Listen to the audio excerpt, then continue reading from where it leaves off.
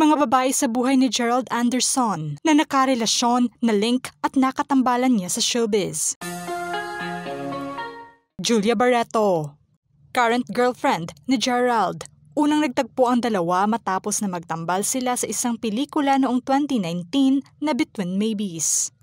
Nang mga panahong ito ay maugong din na pinag-usapan ang breakup issue noon ni Gerald sa kanyang girlfriend na si Bea Alonzo. Dahil sa tambalan nila ni Julia, nadawit ang aktres sa kontrobersiya at itinuturong third party sa relasyon ng couple sa kaparehong taon. Binasag din ni Julia ang kanyang katahimikan tungkol na sa cheating issue umano niya sa relasyon niya sa boyfriend noon na si Joshua Garcia.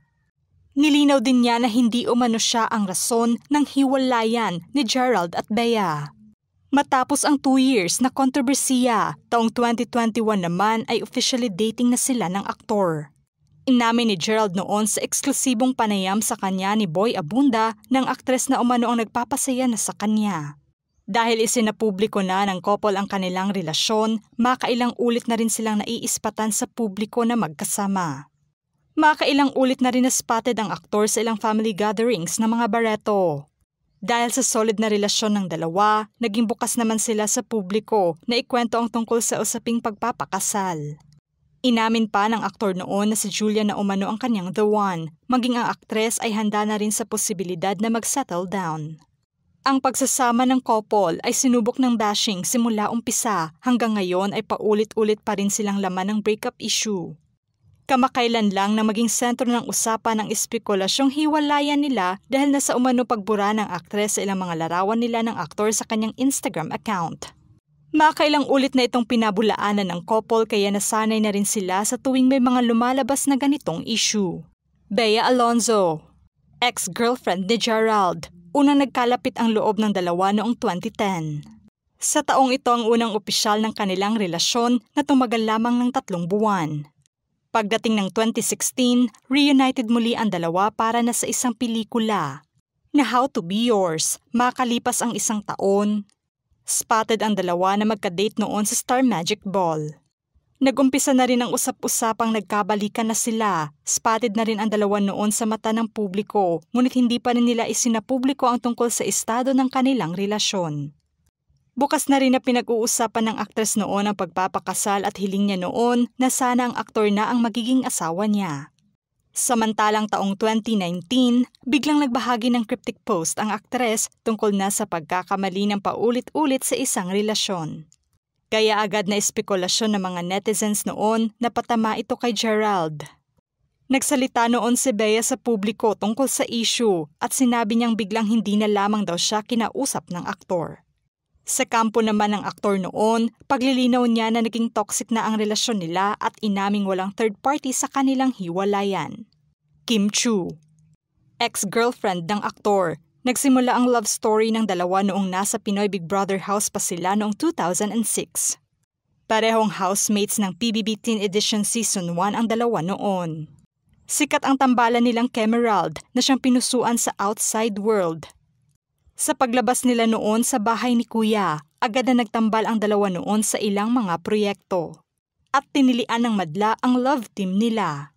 From love team to real ang relasyon ng dalawa matapos na officially dating na sila hanggang sa maghiwalay taong 2010. Sa panayam ng aktres noon, sinabi niyang nag-cheat umano si Gerald sa kanya. Dahilan ng kanilang hiwalayan. Marami ang nalungkot sa breakup ng dalawa, lalo pa't sobrang minahal sila ng publiko noon. Sa ngayon may ilang Kemerald fans pa rin na hindi makamove on sa relasyon ng dalawa. Marami pa rin ang umaasang magkakabalikan sila. Sarah Geronimo, rumored girlfriend ng aktor noon. Taong 2011 nagkalapit ang dalawa matapos na magkatrabaho ang dalawa noon sa pelikulang Catch Me I'm in Love. Na mga panahong ito ay nagumpisang nanligaw na rin daw ang aktor sa singer-actress na tumagal umano ng 1 taon. Ayon sa impormasyon, hindi umano nauwi sa opisyal ang relasyon ng dalawa dahil nasa mother umano ni Sarah na hindi umano pabor sa aktor para sa kanyang anak. Pinabulaanan naman ito ni Sarah. Taong 2015, pahayag lamang ni Sarah na naging maganda naman ang memories niya noon sa aktor. Sa ngayon ay happily married na si Sarah kay Mateo Guidicelli. Maha Salvador. Taong 2013, naging opisyal ang relasyon ng dalawa. Nang mga panahong iyon ay kilalang best friend ni Mahang ex ng aktor na si Kim Chiu.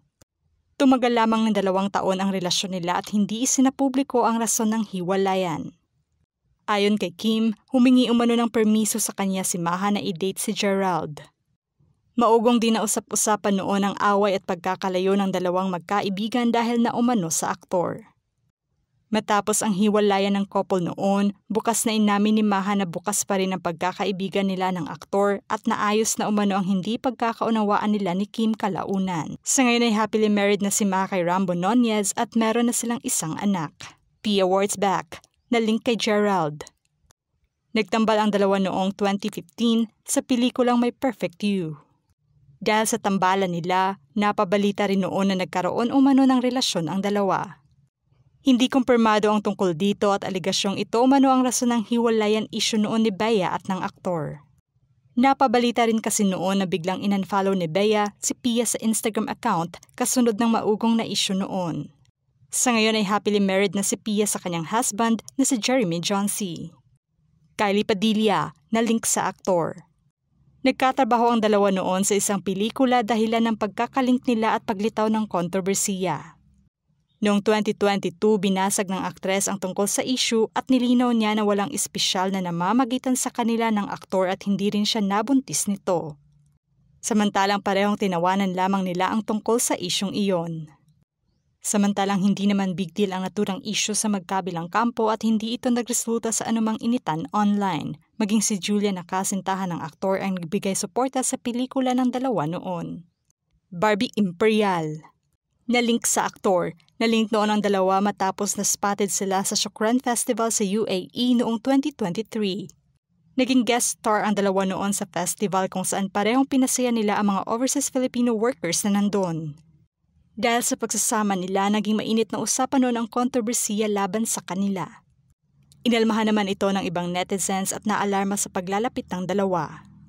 Hindi naman sila nagpaliwanag pa sa publiko dahil malinaw naman na trabaho lamang ang ginawa nila at kilalang malapit na magkaibigan din sila.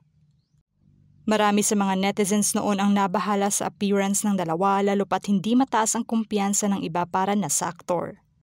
Nagresulta naman ito sa pag-call out noon ng mga netizens sa kasintahan ng aktor na si Julia.